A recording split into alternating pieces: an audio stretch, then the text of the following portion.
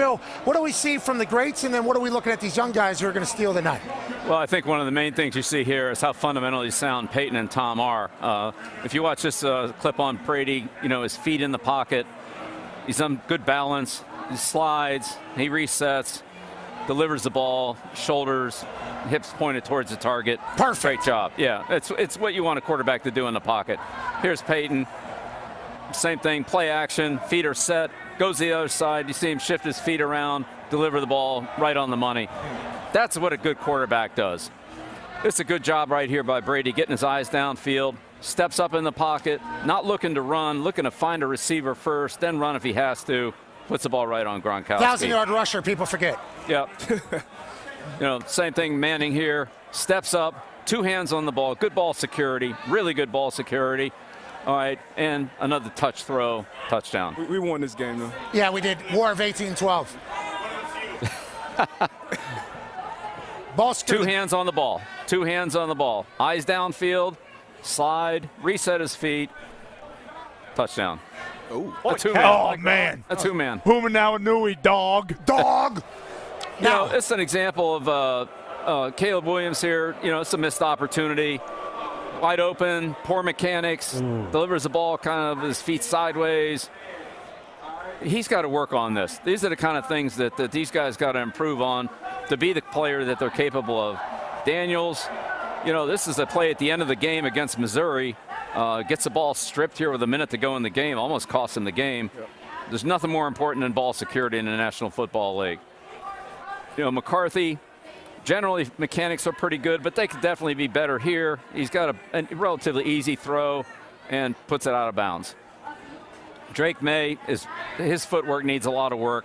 You can see here he's just all over the place, never resets his feet, never really gets in position to throw, gets strip sacked. Drake. Too much hopping around, step up and throw. Penix, good example here of just where he needs to hit the open man. Right, he's got a here's a back checking out of the backfield. He's got some pressure. Just give it to him. But he extends the play, runs around, and the back gets killed for a 2-yard gain. So these guys are all really talented, but they all have things they need to work on. And when you look at Manning, Brady, Mahomes, guys like that, the elite quarterbacks in the league, you see a gap between where these kids are and where they need to go. Not saying they can't get there. They just got some work to do. But Peyton, Tom, Patrick Mahomes' his first year, vastly different than whenever they become the fully shaped product. And I think your big messaging to me and to us through this entire process is like, yeah, they all could be good players. And I don't think that's the normal outlook. Like, yeah, they all could be good. They all have talent. But it's like everybody's got to get better at a lot of shit, right? Isn't that kind of the story of the first round? They got a lot of work to do. They all do. As far as consistency, anybody can go out there, these guys can go out there and make some flash plays, and we'll see more of them as the night goes on. It's the consistency over and over that makes them the championship quarterbacks that everybody's looking for in this league. Anybody of them now? Caleb Williams has been the #1 overall pick for like 2 years now, Mad Bell? Yeah, give or take, yeah. But basically ever since he first stepped on the field at Oklahoma, we said this is going to be a guy. This is going to be a generational talent. And, not really much has changed, winning a Heisman Trophy. And then, obviously, last year wasn't great. But, yeah, he's been the guy for several years now. I know we just pointed out some things that obviously they can all work on. But all these guys could be franchise quarterbacks, you think? Is that why it's being talked about as 6 in the first round? Well, I think with May and Williams, you have two guys who are really talented. As Mel said, Caleb had a good year a year ago when he won the Heisman Trophy. Not as good this year. Dre was, ACC Player of the Year 2 years ago. Had less of a year this year. I think you see guys who are young that need a lot of development. You look at Penix, he's had a whole career in Indiana and then Washington. Bo Nix, Auburn, and Oregon. Jaden Daniels, has Arizona State. He went back to school, had a great year this year, won the Heisman Trophy. So those guys that have had a full career, McCarthy coming out a little bit early, but he had the year in prep school. Like those guys have had, good full college careers, and I think they're just ahead of these kids who have a lot of talent, but they really need a couple more years. They're not going to get it in college. They're going to get it in the NFL. This is the upside conversation, right? Which is a scout versus coach discussion on who's getting drafted when and where. Yeah, I mean, you always want talent, but at that position, you've got to have decision-making, accuracy, and ultimately a lot of mental toughness. Hey, quarterback going to New England. Yeah, huge. How important is the veteran backup quarterback then, as far as getting all those things out of those guys' games that they need to kind of evolve at the next level? Yeah, well, I think you look at players like Tom, like Mahomes, Jordan Love in Green Bay, guys that have sat for a couple of years and then get an opportunity to play, are probably a little bit more ready to play. The problem is with the salary cap situation now, when you draft those guys early, you really got to play them. I mean, or you're just down to, only having a year or two with a player that you spent a high pick on. So it's a little bit of a, it's good to have a veteran quarterback for sure. Always good to have a veteran quarterback. Congratulations to Caleb Williams, number 1 overall pick, as has been projected for the last 2 years. Matt Mel, there was a little chatter for about a half a second or two that this wasn't going to take place about a month ago, but pretty matter of fact for the last 2 years or so. Yeah, a lot of people killed this guy, basically saying, hey, we don't know about his character. His dad basically saying, hey, this guy wants to own an NFL team the day he gets drafted. Turns out that was all bullshit. We saw him at his pro day, wrestling around, playing grab ass with his teammates. They seem to love him, but this kid has everything you'd want in a franchise quarterback. He's got the escapability, the elusiveness, the big rocket arm. Chicago, now you finally got your guy. Now let's see what they can do. Coach Belichick, Caleb Williams is now going to be tasked with being a number 1 overall pick quarterback for a city that hasn't had a really prolific quarterback ever. How do you feel about Caleb and the pick for Chicago? Well, again, Caleb's a really talented guy. He's kind of like a Russell Wilson. Really good lower body, strong, pretty fast, and has a tremendous arm. He can make all the throws. He's got a lot of different motions and all that. Sometimes that helps him, sometimes not so much. But the kid's really talented. I think if he can, be more dependable, not turn the ball over, be more dependable with his reads and more consistent and help the team, that he's got a chance to be a really good player, obviously. All right, well, let's expand on that a little bit. Let's go to Bill Belichick's big breakdown. Whoa! This is 6'1", 215-pound Caleb Williams, number 1 pick out of USC, Coach. Yeah, all right, well, here we go. I mean, you can see how quick and accurate he is on the release here. Just gets the ball, puts it right on the money. Easy for the receiver to, have a catch and run here. This is a 3rd down 10 play. He doesn't have anything. He's under pressure. He just kind of chucks the ball out and it's flat. I don't really like this. These are the kind of plays that end up hurting him.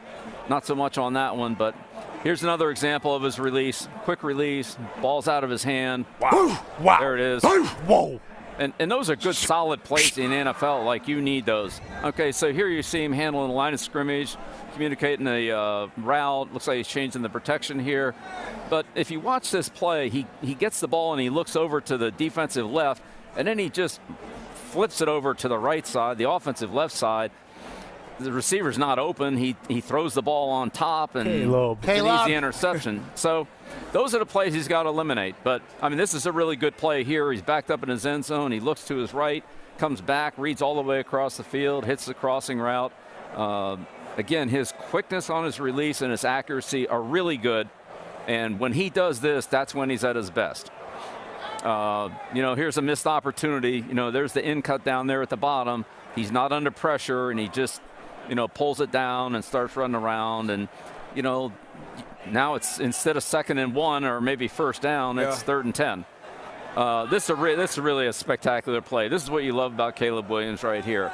UCLA is playing a kind of a flat coverage. You don't have any deep field player. Caleb steps up in the pocket and, hits a 70-yard touchdown. 58-yard ball on one leg. Damn. Yeah. Freak. Here's pressure off the edge. Again, he does a nice job of handling the free rusher off the edge and makes a good throw.